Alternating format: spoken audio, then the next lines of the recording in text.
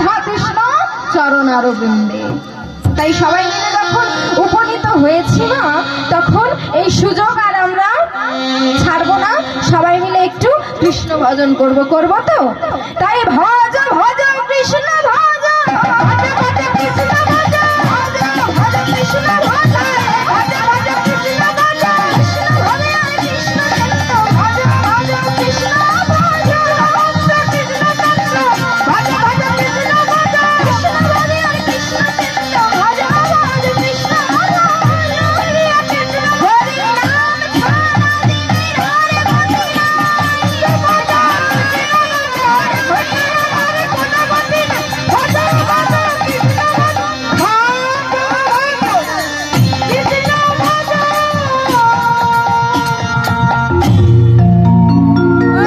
আমার গৌর হরি আবির্ভূত হলেন। কবে আবির্ভূত হয়েছে মা? কবে আবির্ভূত হয়েছে জানো? ফাল্গুন পূর্ণিমা তিথি নক্ষত্র ফাল্গুনি হেনকালে জন্ম নিলেন আমার গৌর দ্বিজমণি।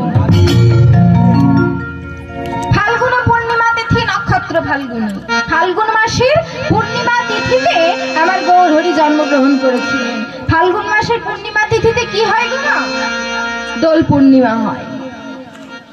ফাল্গুন মাসের পূর্ণিমা তিথিতে আমরা দোল উৎসব পালন করি। সেই দিনই ছিল আমার গৌর হরির জন্মদিন। আমরা জানি না, আমরা জানি ফাল্গুন মাসের পূর্ণিমা তিথিতে দোল উৎসব হয়। কি হয়? দোল খেলি, হোলি খেলি, রং মাখি, ঘরে যত সব ছেঁড়া জামা কাপড় থাকে সেগুলোকে পরি। কিন্তু আমাদের মনে আছে না ওই দিনই আমার গৌর হরি আবির্ভূত হয়েছিলেন? আমাদের মনে নাই। আমরা এমনই করি হতজি। আমার ডেটটা, তারিখটা কত? হ্যাঁ, আমার গৌর হরি আবির্ভূত হয়েছিল কবে জানা আছে না? শুধু জানি ফাল্গুন পূর্ণিমা তিথি, তাও আবার খেয়াল থাকে না। কিন্তু মা 25শে ডিসেম্বর কি আমরা সবাই জানি, জানি তো? হ্যাঁ, কি 25শে ডিসেম্বর? যীশু খ্রিস্টের জন্মদিন। আমার যীশু খ্রিস্ট কোন ধর্মের? খ্রিস্ট ধর্মের। আর আমরা কোন ধর্মের মানুষ? হ্যাঁ, হিন্দু সনাতন ধর্ম, তাই তো? কিন্তু দেখো না, আমরা হিন্দু সনাতন ধর্মের মানুষ হই, আমাদের যিনি ভগবান, কলির পাবন অবতার আমার গৌর হরি, তার আবির্ভাব তিথিটাই আমরা জানলাম না। আমরা খ্রিস্ট ধর্মের যীশু খ্রিস্টের আবির্ভাব তিথিটা জানি। আমরা এমনই কলি হতজি। আমার গৌর হরি কবে আবির্ভূত হয়েছিল? 1407 শতাব্দীর 20 ফাল্গুন, দিনটা ছিল শুক্রবার। আর গৌর হরি যেদিন আবির্ভূত হয়েছিলেন, এই নবদ্বীপের ভাগ্যাকাশে না 3টি চাঁদের উদয় হয়েছিল।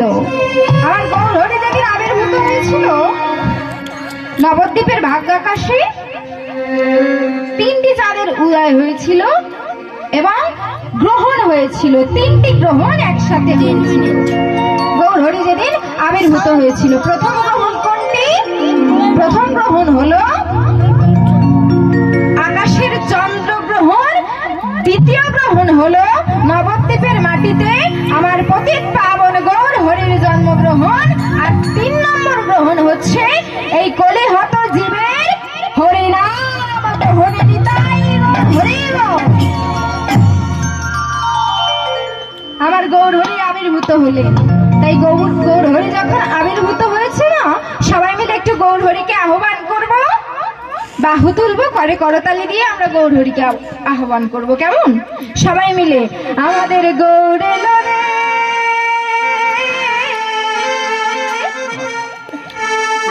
এই সোনার নদিয়া,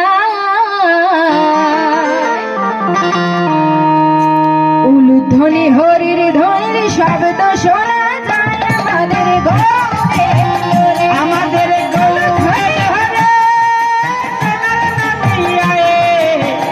উলুধ্বনি হরির ধ্বনি শব্দ শোনা যায় আমাদের গৌরে লোরে, গৌরে লোরে সোনার নদিয়ায়, উলুধ্বনি হরির ধ্বনি শব্দ শোনা যায় আমাদের গৌরে লোরে।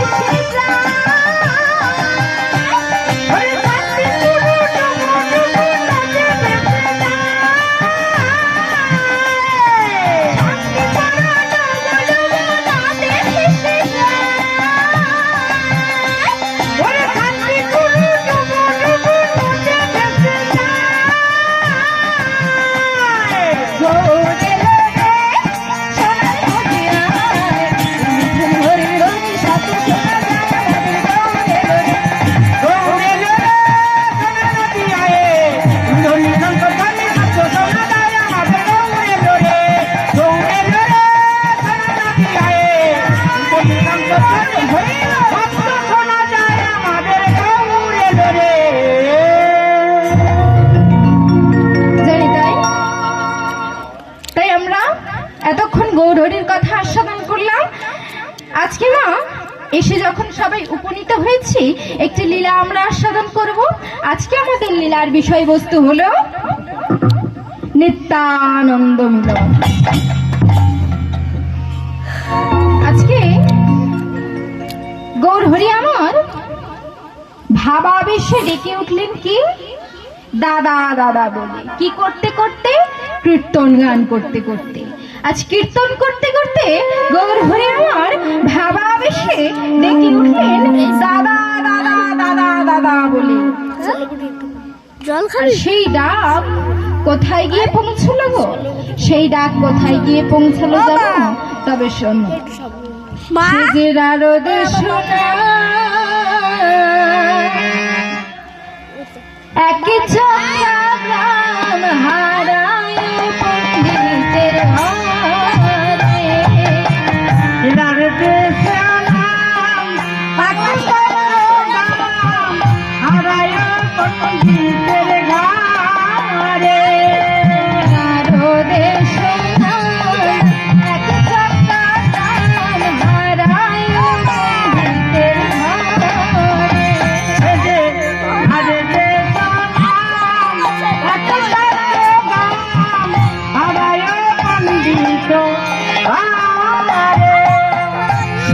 মাঘ মাস শুক্লা ত্রয়োদশী জন্ম নিল হল ঘরে। শুভ মাঘ মাসে শুক্লা ত্রয়োদশী জন্ম নিল হল ঘরে।